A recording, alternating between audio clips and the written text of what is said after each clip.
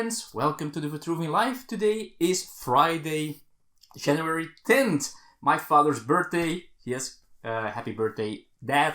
I'll see you Sunday. That's the way it goes. It doesn't have to be at the same day all the time, of course.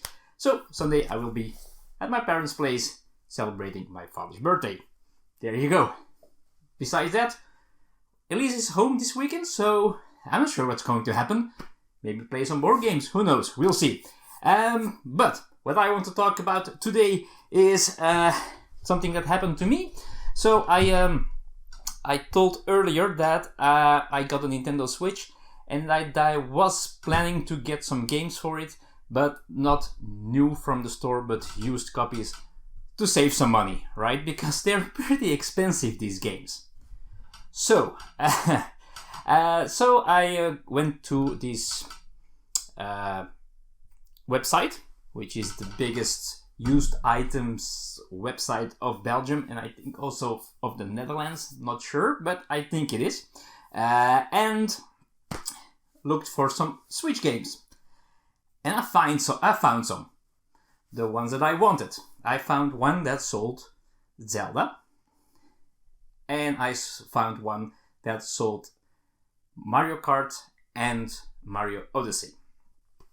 So I contacted them and I told them I was interested in buying the games at the price they were offering it for, and both responded. Let me start with the one with the Mario games. So he responded and he said, "Okay, I accept your offer. And are you willing? Do I have to send them to you, or are you going to pick them up?" So I said, "Okay." I saw I lived in Antwerp, which, well, where I live, it's the northern part of Antwerp. So sometimes Antwerp means nearby, but also sometimes Antwerp means still quite far away. So I asked him, depends on where you exactly live. Where in Antwerp do you live? Silence. So since then, no answer. I asked him a few times again, so what's happening? You accepted my offer, but I'm not hearing from you anymore. And then the item disappeared from the website, so no no games bought by me from that fellow. I was a little bit mad, so I still thanked him in the chat. It's like a messenger or a WhatsApp app thingy on the site itself. So I friendly, but maybe a little bit sarcastically thanked him for the great way of dealing with this selling of this item. But that's one thing, right? I didn't buy it in the end.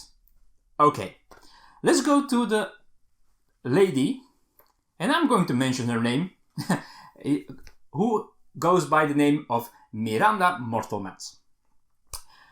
So also she accepted my bid on a game, Zelda, and she was very friendly. She was like, "Okay, do you want to come and get it, or do you want me to send it to you?" So I said, "You'll have to send it to me because you live far." It had a place name on it, so I said, "Yeah, you'll have to send it to me. We live too far apart." So, okay, she said, "Okay, great. So can I have your address?" So I sent her my address. And she said, "Oh, that's kind of a coincidence. When I was a kid, I lived there in that street. Not in the same street as mine, but she mentioned the street here in Stabroek where I live." I was like, "Okay, cool, friendly." And then I said, "Okay, just send me your bank account details and I will send you the money and you can send me the game." So she did. And she said, "You know what? You don't have to pay for sending it to you, which is not that expensive. If you just do the transaction, I will send it to you." I said, "Okay, thank you very much, no problem," she said. Okay, so I paid the stuff and I told her, so as soon as it was paid, the same moment, I said, "Okay, transaction has been done. You will see the money appear on your bank account one of these days." since then, silence. And you can also see, as in WhatsApp, when someone reads your messages. She didn't read my messages again anymore. So I waited a few days. I told her, did you already get the money? No response. I said, hey, you should have gotten the money by now. Have you already sent my game? No response.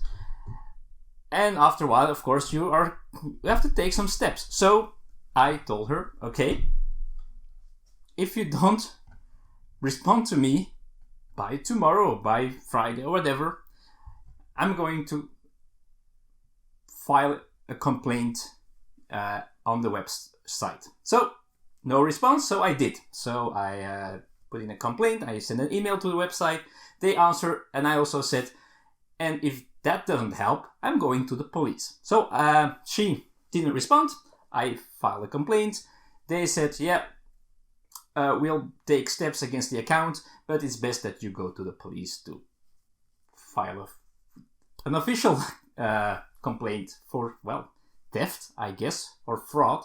So I went to the police station a couple of days later, because apparently the police station here is a small one and they're open in stupid hours when people have to work. Anyway, I went there, and the first thing the police officer asked me is, what was the amount of money that you paid? So I said 27 euros, which is about 30, somewhere between 30 and $35, I think. And he said, okay, so why I'm asking you is that I cannot get a complete statement from you when the amount of money is below 1,000 euros. I was like, wow, okay. I said, okay, sure, do whatever you can do then. So he still listened to me and he still was taking notes. So I don't know what the difference is between taking a statement and not taking a statement, because I was still giving all the information. So I was telling what was happened, the name, I gave the name of the person and all that stuff. I had printed out our conversation and all that stuff. And then he asked, do you have a bank account that you paid at? I said, yes, of course, here you go. So he was typing it, and suddenly he says, I'm going to take a statement. So apparently he already had a Miranda Mortelmans somewhere in his database. Maybe the same, maybe different one, but still there was one that probably already was red flagged for something. And he also said, if it's a bank, you have a bank account, they should be able to do something with that information, because a bank account means there's a name, right? I cannot open a bank account without going to the bank or online, whatever, without my passport, my identity card and my information. So there should be information. So he took my statement, here's a copy of that, and he said, we'll see, I cannot promise you anything, but I said, okay, well, it's not a lot of money, but I felt obliged to do this, because a lot of people probably won't take this step for that amount of money. And those people cheating you there online, they get away with it. Especially if apparently they don't do anything if the amount is not high enough. You have to be frauded or cheated for 1,000 euros before they normally do something about it, which is ridiculous. If it had been a foreign bank account, it had to be 10,000 euros. Imagine that. So imagine how many frauds are online, stealing away money from many people probably, and get away with it, because the law doesn't help you if the amount is not high enough. And 10,000 euros is so high. 1,000 euros is a lot of money for many people, for me as well. So yeah, that's what happens.